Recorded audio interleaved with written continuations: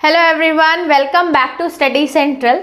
इस वीडियो में हम लोग यूनिट 3 का नेक्स्ट चैप्टर स्टार्ट करने वाले हैं, वो है इंडस्ट्रियल लाइसेंसिंग पॉलिसी। लास्ट की वीडियो में हमने इंडस्ट्रियल पॉलिसी डिस्कस किया था। अगर आपने नहीं देखा है तो मैंने डिस्क्रिप्शन में लिंक दे दिया है, आप जाके चेक कर सकते हैं। इसके बाद नेक्स्ट चैप्टर आता है इंडस्ट्रियल लाइसेंसिंग पॉलिसी। दोनों में से ही चांसेस है क्वेश्चन आने के, या तो आपको उससे भी पूछ सकते हैं, इससे भी 8 मार्क्स का। तो अगर आप दोनों प्रिपेयर करके जाएंगे तो ज़्यादा अच्छा है कि अगर एक नहीं तो दूसरा, क्योंकि अगर दोनों ही चैप्टर में एक पढ़ लेंगे और दूसरा आ गया, इसीलिए दोनों ही करना सही है, क्योंकि कनेक्टेड है एक दूसरे से। इसमें आपको ज़्यादा मेहनत नहीं लगेगी। इसमें जो क्वेश्चन आज की वीडियो में जो हम लोग देखेंगे, उसमें जो क्वेश्चन पूछे जा सकते हैं वो ये पूछ सकता है कि meaning of industrial licensing policy and what are the objectives of licensing policy, ये पूछा जाएगा। ठीक है, तो हम लोग स्टार्ट करते हैं मीनिंग से कि इंडस्ट्रियल लाइसेंसिंग पॉलिसी होती क्या है। दरअसल गवर्नमेंट एक पेपर में परमिट देती है, परमिशन देती है कि आप ये इंडस्ट्री खोल सकते हैं, आप ये एक्टिविटीज कर सकते हैं। मतलब बोला जाता है कि गवर्नमेंट के थ्रू अगर एक पेपर हमें मिल रहा है, बोलते हैं उसको permission letter to carry out industrial activities, उसको हम लोग लाइसेंस बोलते हैं, गवर्नमेंट लाइसेंस। अब गवर्नमेंट लाइसेंस किस चीज पे देती है, किस पे नहीं देती, बहुत सारी रोक लगाती है, इसको बोला जाता है गवर्नमेंट लाइसेंसिंग पॉलिसी। की लाइसेंस मिलना या लाइसेंस प्राप्त करने की जो जो स्टेप्स रहते हैं, क्या क्या पॉलिसी रहती है, वो हम लोग डिस्कस करते हैं बेसिकली लाइसेंसिंग पॉलिसी में। तो चलिए नजर डालते हैं। Industrial licensing policy is that policy in which industrial units have to take no objection certificate from the government. यानी कि अगर हम बिजनेस चालू कर रहे हैं तो हमें गवर्नमेंट से लाइसेंस लेना है कि गवर्नमेंट हमें ये बिजनेस खोलने की परमिशन दे रही है और गवर्नमेंट को इससे कोई ऑब्जेक्शन नहीं है। So that is termed as no objection certificate from the government. ठीक है, ये पॉइंट क्लियर है। उसके बाद नेक्स्ट आता है effective system to control and operate. अब ये लाइसेंसिंग पॉलिसी एक इंस्ट्रूमेंट है जिससे गवर्नमेंट कंट्रोल करती है एक्टिविटीज को, क्योंकि हर कोई अगर लाइसेंस की जरूरत ना हो तो कोई इलीगल एक्टिविटीज भी कर सकता है, कैसे भी बिजनेस खोल के बैठ सकता है, जो कि अंडर गवर्नमेंट के कंट्रोल है और जो कि हमारी इकोनॉमी या सोशल ऑब्लिगेशंस हैं।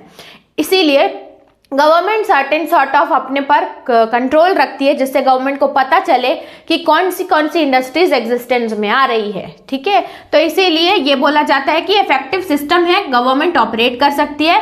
इसका एम क्या रहता है? ऐसी इंडस्ट्रीज डेवलप कराना जो कि इंडिया या कंट्री के रिस्पेक्ट में अच्छी हो। जैसे कि अगर सिगरेट्स और ये सब की लिकर की ये सब इंडस्ट्री सेटअप हो रही है तो गवर्नमेंट कोशिश करेगी कि ये सब उस एरिया में ना हो, क्योंकि सोशली बहुत प्रॉब्लम क्रिएट हो सकती है।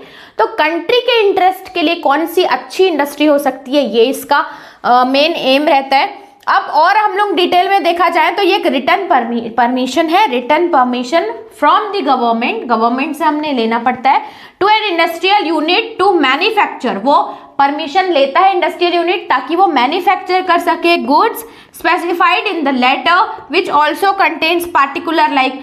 देखो, वो लेटर में अगर गवर्नमेंट साइन करके दे रही है, मतलब वो कौन सा गुड्स है, कौन सी लोकेशन पे है, कौन से पीरियड से स्टार्ट कर रहे हैं, कब तक चलेगा, ये एक्टिविटीज ये सब रहती है specified in the letter which also contains particulars. क्या क्या रहता है? लोकेशन रहता है, प्लांट रहता है, कैपेसिटी क्या है उसकी, एक्सेट्रा, ये सब चीजें रहती है। ठीक है, तो ये आप मीनिंग में इतना लिखेंगे सफिशिएंट है। उसके बाद ये लाइसेंसिंग पॉलिसी लाने के पीछे हमारा ऑब्जेक्टिव क्या है, what are the objectives of industrial licensing policy, क्या सोच के हम लोग ये कर रहे हैं। तो गवर्नमेंट के कुछ ऑब्जेक्टिव्स बहुत ही इजी होंगे। आप बस ये सोचिए कि अगर पॉलिसी ना होती तो कोई भी कैसी भी इंडस्ट्री खोल के बैठ जाता, और पॉलिसी है मतलब हम क्या सोच के ये पॉलिसी लेके आए, व्हाट आर द ऑब्जेक्टिव्स, आपको खुद ही दिमाग में आ जाएगा, इसको याद करने की जरूरत नहीं।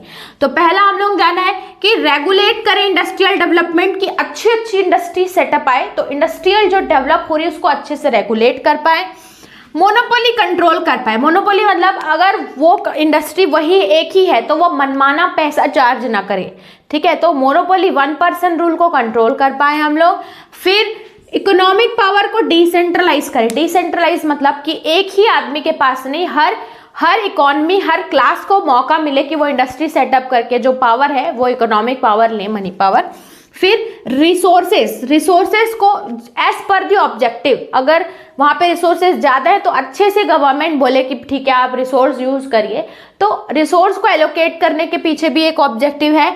फिर स्मॉल स्केल इंडस्ट्रीज को बचाना, इंडस्ट्रियल पॉलिसी से हम ऐसी पॉलिसी लेके आते हैं जिसमें स्मॉल स्केल इंडस्ट्रीज को हम सिक्योर कर पाएँ या सेव कर पाएँ।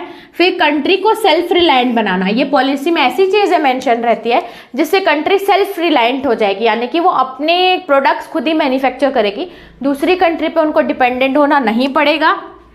सिक्योर बैलेंस डेवलपमेंट होना चाहिए। उसके बाद टेक्नोलॉजिकल डेवलपमेंट भी आए, ये हमारी इंडस्ट्रियल पॉलिसी के ऑब्जेक्टिव्स हैं, that is why industrial policy लाई जाती है। ठीक है, तो ये हमने डिस्कस किया about meaning of industrial licensing policy and objectives of. आगे चलते हैं नेक्स्ट की वीडियो में, देखते हैं कि और क्या है इस चैप्टर में। तब तक के लिए थैंक्स फॉर वॉचिंग।